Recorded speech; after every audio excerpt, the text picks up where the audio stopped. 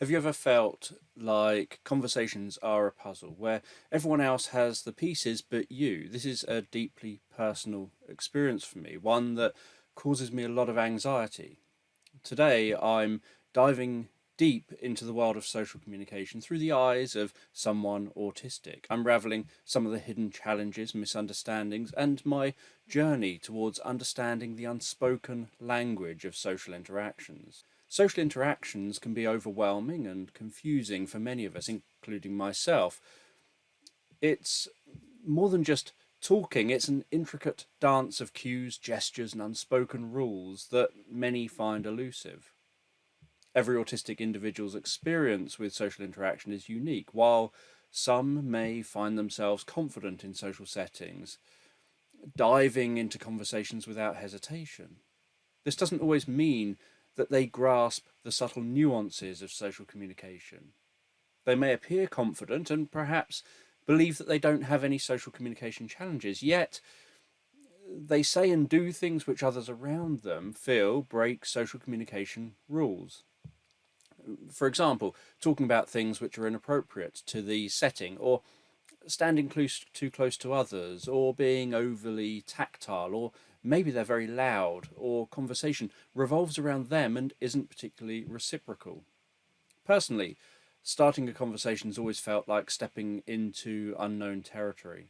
The fear of being perceived as rude or missing social cues just makes social interactions so daunting. It isn't just about what to say, but understanding the rhythm and flow of a conversation, reading and interpreting body language, and recognizing when to speak, listen, or try and gracefully exit a discussion.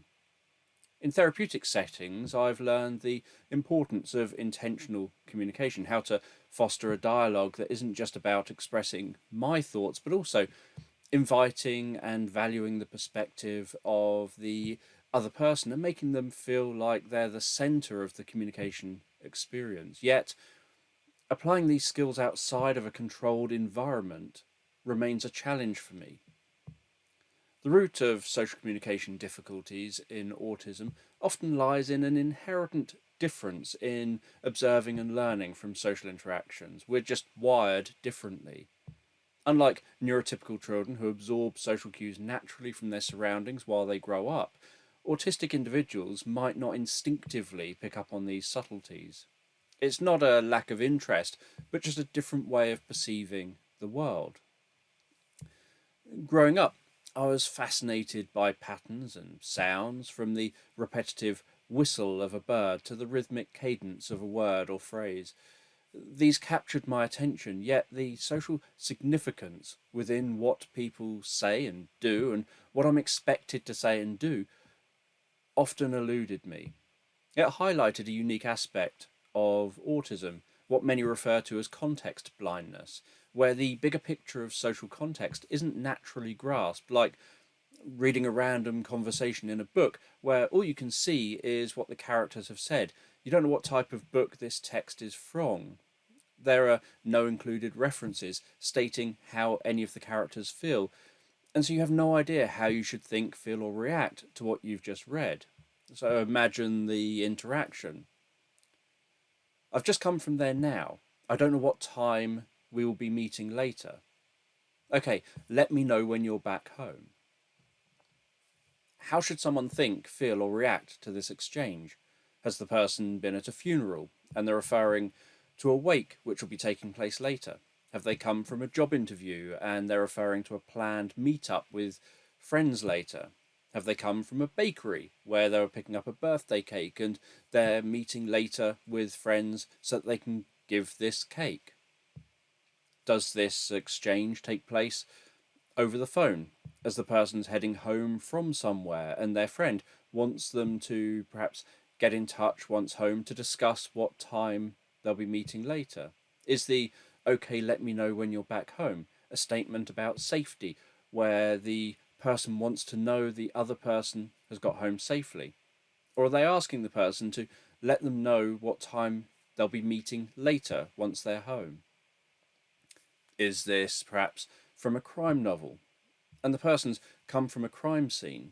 Is it a thriller and they're a character at risk of being attacked, and this exchange is taking place over the phone while they're being watched by the attacker, and are perhaps on their phone just heading to their car in a dark and isolated car park.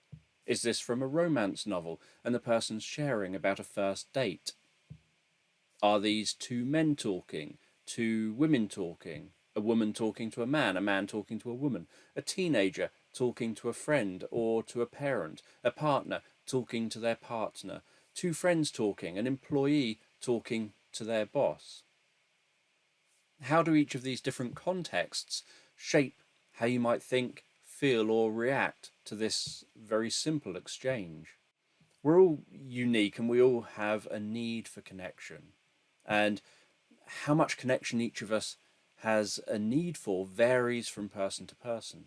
Some of us feel comfortable with minimal connection to others and interaction with others, while others feel a deep desire to connect and interact with others, yet may lack the skills, knowledge, or abilities to do this effectively.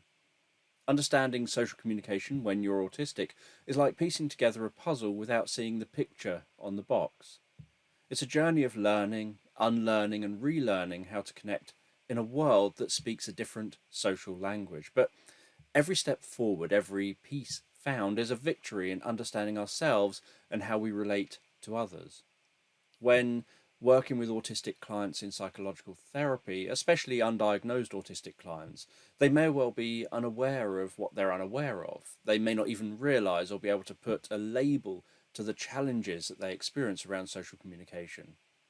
Perhaps they just feel like no one likes them, or they feel everyone just ignores them, or that others are rude to them without realizing that they need to learn about social communication. This can be taught in a very practical way. Rather than assuming they know or will pick up on cues and rules, the autistic person can be taught specifics like what observable behaviours and clusters of behaviours relate to different internal states and emotions, what the accepted rules are for greetings, saying goodbye, making small talk, social distancing, etc., and how context plays a role in how you're expected to behave. So, if you're interested in learning more about autism, you can check out my autism books. I've got 4 books that are part of the An Autistic Perspective series, and I've got an autobiography. So, my autism books are An Autistic Perspective, working with autistic clients in counselling and psychotherapy.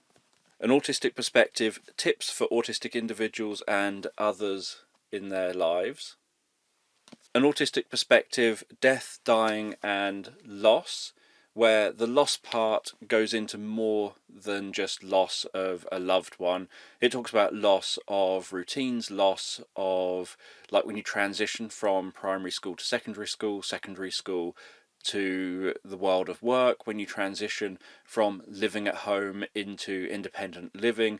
All of that involves loss. So it talks about the impact of loss and the way an autistic brain can process loss. An Autistic Perspective, parenting autistic children and teens, which shares information based on my years of working in children's homes, as well as my experience of working with children and parents, going in one-to-one, working with them, and obviously my personal knowledge and experience as being an autistic individual. And then you've got Look Into My Eyes, Autism, Hypnosis and Me, which is my autobiography through the lens of autism, where I share my experiences from birth up to adulthood of the challenges, the strengths, the weaknesses, the problems I've faced. And my wife also kindly wrote a chapter about her experience of being in a relationship with someone who is autistic. So if you're curious and keen to learn more about autism, these books are a good place that you can start to learn that, and there'll be a link in the description below where you can find the books.